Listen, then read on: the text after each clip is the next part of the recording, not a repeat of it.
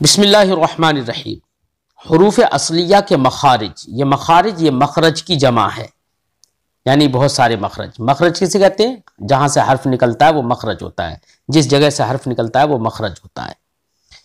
फरमाते हुरूफ असलिया, जो हुरूफ तहजी है ना, अलिफ से लेकर या तक के जो हुरूफ हैं वो सब हुरूफ असलिया हैं, उन्हीं से सारे कलिमात बनते। तो ये हुरूफ असलिया के मखारिज हैं कि कहाँ से कौन सा हर्फ निकलता है। तो फरमाते हस्बे ज़ेल हैं, हस्बे ज़ेल है यानी नीचे लिखे हुए के मुताबिक हैं। तो उसमें पहला मखरज बता रहे हैं, शुरू हल्क से हमज़ा हा, दरमियान हल्क से ऐन हा और आखिरी हल्क से गैन खा। बेटा जो हल्क होता है ना हमारा, तो जो सीना होता है ना, जहां से आवाज निकलती है सीना में, वहां से लेकर और हमारा जो मुंह में जबान में जो हल्क होता है, मतलब जबान के पिछला सिरा जो है, जहां पर लोगों का कौवा लगा रहता है, कहते हैं काग है कौवा है ना, तो वहां तक पूरा ये हल्क कहलाता है। हल्क के 3 हिस्से बनाए हैं कारियों ने, कहा है कि हल्क के 3 हिस्से हैं, एक शुरू हल्क होता है, एक दरमियानी हल्क होता है, एक आखिरी हल्क होता है। शुरू हल्क जो होता है बेटा वो सीने की तरफ होता है, जैसे छोटी हा पढ़ो, हा हा आ हा, है ना। तो हमजा पढ़ो आ ई उ, तो देखो आप पे खुद महसूस होता होगा कि सीने पर थोड़ा सा जोर दिया जा रहा है, आ हा छोटी हा, ठीक है ना। तो हमजा और हा ये शुरू हल्क से होते हैं, यानी सीने की तरफ जो हल्क है वहां से हमजा और हा अदा होते हैं, जैसे हा ही हु, है ना। तीनों हरकतों के साथ पढ़ लो, जबर जेर पेश के साथ। ऐसे हमजा को आ ई उ, अमरा अमरा, अजहबा, ऐसी सब मिसालें दे लो। और दरमियानी हल्क, बीच हल्क क्या होता है? जहां पर हमारी ये वो होती है ना, गर्दन जो होती है ना, गर्दन का अगला हिस्सा जो जिसको हम गला कहते हैं, ये गला जो होता है ये बीच हल्क होता है, इसी को दरमियानी हल्क कहते हैं। तो कह रहे हैं कि दरमियानी हल्क से ऐन और हा अदा होता है। अब ऐन अदा करो, ऐन ऐन इस तरीके से, और हा बड़ी हा, तो जहां पर हमारे गले में जहां पर एक छोटी सी हड्डी उठी होती है ना, जो खाने को ऊपर से नीचे के लिए लेके जाती है, यही बीच हल्क कहलाता है। ऐन और हा यहीं से अदा होते हैं, ऐन और हा, जैसे अनअमता अनअमता, निअम अनअमता, ठीक है।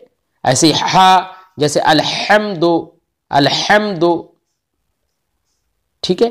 तो हा और ऐन दरमियान हल्क से अदा होंगे। आखिरी हल्क से गैन और खा अदा होते हैं। ये गैन और खा जहां पर हमारी जबान की जड़ है, समझ लीजिए, जहां पर हमने कहा था कि लोग कहते हैं जो कौवा लटका हुआ होता है, काग लटका हुआ होता है, तो उसके थोड़े से और पीछे से गैन और खा अदा होते हैं। गैन गा, गैरिल गैरिल मग़लूबी गैरिल गा, ठीक है। और खा खा, जैसे अख्तर अख्तर, खैरुन खैरुन, ठीक है। तो गैन और खा आखिरी हल्क से अदा होते हैं। यह हुआ पहला कायदा। दूसरा कायदा है जड़ जबान तालू से मिलकर, जड़ जबान का जो पिछला हिस्सा है जो हमारे हल्क की जानिब है वो जड़ जबान कहलाता है, जबान की जड़, ठीक है। तालू से मिलकर, यानी पिछले जबान की जो पिछला हिस्सा है उसको हम तालू से मिलाएंगे, तो तालू से मिलकर कौफ अदा होता है, बड़ी काफ जिसे कहते हैं, कौफ कौफ, है ना। जैसे कारी कारी कौफ, तो कौफ कहां से अदा होता है? जड़ जबान तालू, यानी जबान की जो जड़ है पिछले का हिस्सा है उसको तालू से मिलाकर कौफ अदा होता है। और थोड़ा सा उसके बाद ही से, यानी थोड़ा सा और आगे आ जाएंगे, मतलब हल्क के जो जड़ जबान है उससे थोड़ा सा और आगे आएंगे, तो वहीं से छोटा काफ अदा हो जाता है, काफ काफ। जैसे इय्याका इय्याका इय्याका नस्तईनुका, ठीक है। तो काफ उसी के बाद से अदा होता है। तो ये सब आराम से पढ़ लेंगे। कायदा नंबर 3 में है बेटा, बीच जबान तालू से मिलकर जीम शीन या गैर मद्दा अदा होती है, यानी बीच जबान। अब देखिए, एक है जड़ जबान, एक है सिरा जबान। जो हमारे दांतों की तरफ जबान का हिस्सा है इसको सिरा जबान कहते हैं, ठीक है। और जो हमारे हल्क की जानिब जबान का हिस्सा है उसको हम जड़ जबान कहते हैं। अब इन दोनों के बीच का जो हिस्सा है जहां पर आमतौर से खाना वगैरह रखा जाता है, ठीक है, जो दाढ़ों के सामने है, अगले वाले दांतों से थोड़ा सा पीछे बढ़ जाओ तो जो नोकीले दांत होते हैं ना, उनके पास वाला जो जबान का हिस्सा है बीच का, ये बीच जबान कहलाता है।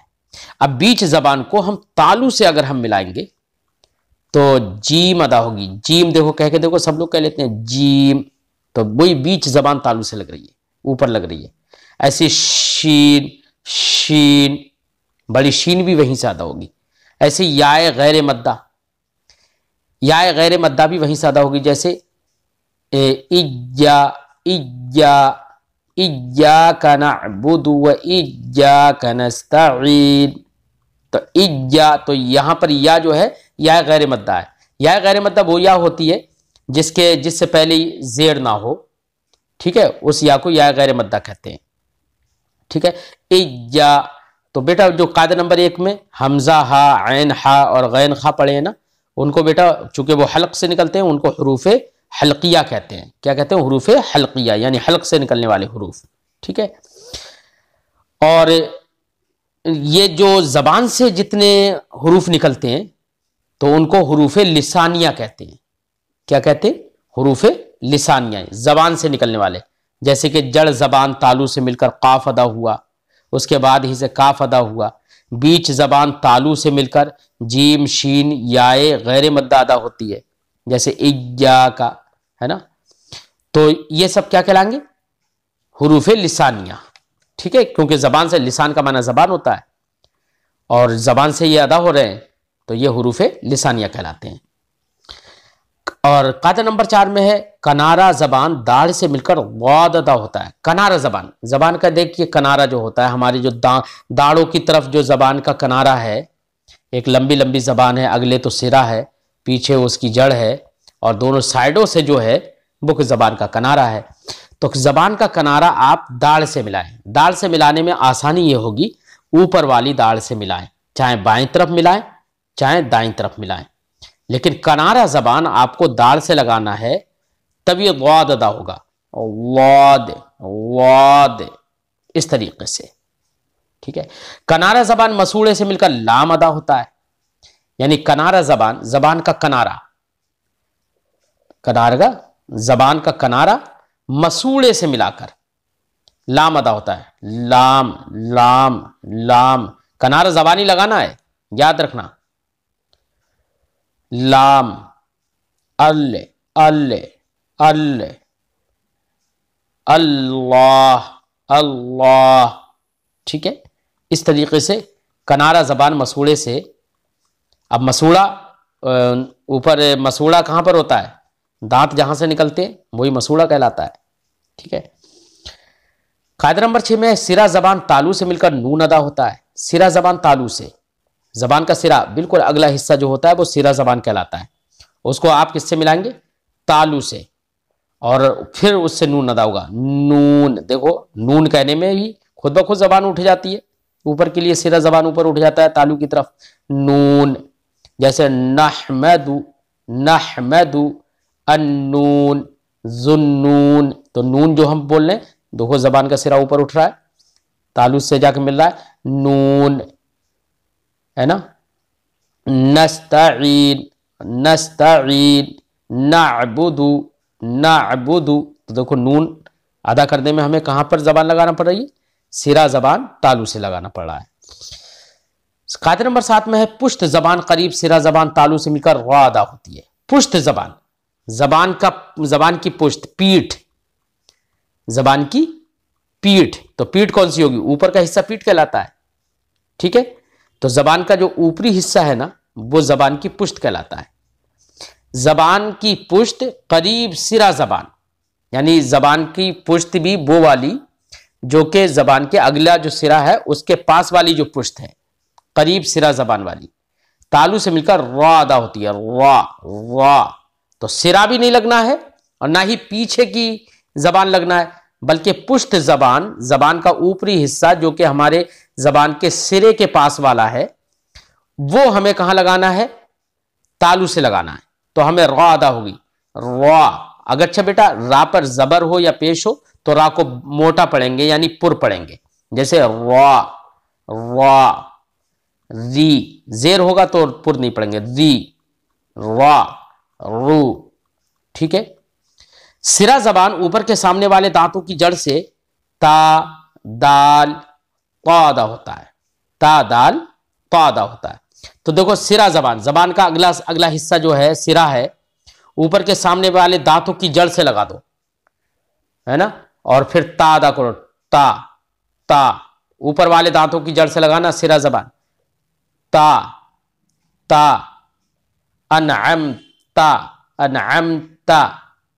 ठीक है। तो ता ऊपर, ता बोलने में ऊपर ही जबान लग रही है, सिरा जबान कहां लग रहा है, ऊपर सामने वाले ऊपर के दांतों की जड़ से। ठीक है। वहीं से दाल अदा होगा, दाल दाल। वाद अदा करने में बेटा सिरा जबान अगले वाले दांतों की जड़ पर नहीं लगाना है। अगर जड़ पर लग गया वाद अदा करने में तो वाद अदा नहीं होगा, वो दाल हो जाएगा और माना बदल जाएगा। इसलिए कुरान पाक को सही से पढ़ने की आदत डालो। ता ऐसे ता अदा होता है, ता भी वहीं से अदा हो रहा है, बस फर्क क्या है, ता में आप जो ता चूंकि इतबाक होता है, इसमें इतबाक का मतलब ये होता है कि यहां पर जबान का सिरा जो है हमें ऊपर वाले दांतों की जड़ों से तो लगाना ही है, लेकिन साथ ही साथ हमें अपनी जबान का बीच जबान का जो हिस्सा है ना उसको हमें तालु से भी मिला देना है, ताकि बिल्कुल एकदम हमारा तालु बंद हो जाए इस तरीके से। क्योंकि ता में ता को मोटा पड़ा जाता है। कैसे पढ़ा जाएगा, क़ा क़ा क़ा क़ा, तालु से लगाओ बिल्कुल। ठीक है। और अगला जबान का जो सिरा है वो आगे ही वहीं पर दांतों की जड़ से ही लगेगा, और उन्हीं दांतों के सिरा और सिरा जबान मिलकर सा दाल वा अदा होता है। वा में भी देखो सा में क्या करना है आपको, ऊपर वाले दांतों का जो सिरा है ना उससे अपने जबान का सिरा मिलाओ, ऐसे लगा के देखो, सा। तो सा बहुत नरमी से निकलेगा, याद रखना। ऐसी बिल्कुल जाल भी है वैसे ही, जाल जाल जा जी जू सा सी सू, बिल्कुल सीटी नहीं होना चाहिए सा और जाल में। ऐसे जा में क्या है, जा पे थोड़ी मोटी पड़ जाएगी, इसलिए जा अदा तो वहीं से होगी जा, लेकिन पिछला जो जबान की जो पुश्त है ना वो पुश्त हमें थोड़ी सी ऊपर के लिए तालु की तरफ उठाना पड़ेगी, ताकि वो थोड़ी सी पुर हो जाए, मोटी पड़ी जाए। जैसे जाल बिल्कुल बारीक पड़ी जा रही है, सा बिल्कुल बारीक पड़ा जा रहा है, लेकिन वो थोड़ी सी मोटी पड़ी जाएगी, पुर पड़ी जाएगी। ठीक है बेटा, ये 8 कायदे आप याद करना।